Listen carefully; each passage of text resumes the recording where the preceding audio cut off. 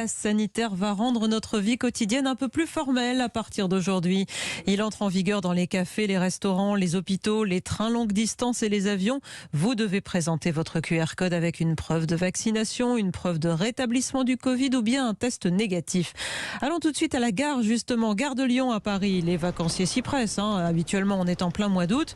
Zoé Pallier, vous êtes en direct sur place pour Europe 1. Les passagers prennent leurs précautions. Oui, comme Lamia par exemple, elle attend son train direction Aix-en-Provence et elle a bien intégré le message de la SNCF, c'est-à-dire désormais on vient avec un billet, un masque et un pass sanitaire. On l'a préparé en papier et sur le portable hier. Sûrement il y aurait un petit retard, mais bon, c'est qu'ils vérifient le pass, ça prend un petit peu plus de temps. On a prévu quelques minutes en avance. Alors pour ne pas retarder justement tous les trains, les contrôles sont aléatoires, pas systématiques. Ils ont lieu à quai avant de partir, à bord ou une fois arrivés à destination.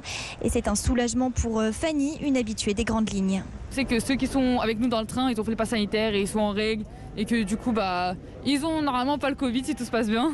Et que du coup, on se sent... c'est plus rassurant pour nous. Voilà. Des agents de la SNCF en gilet rouge ou bleu circulent dans les halls pour répondre aux éventuelles questions des voyageurs. Et des SMS ont été envoyés aux passagers pour les prévenir. Moi, je l'ai appris hier que j'en avais besoin ce matin. C'est une contrainte en plus, on va dire ça comme ça malgré tout. Mais voilà, on le présente quand même.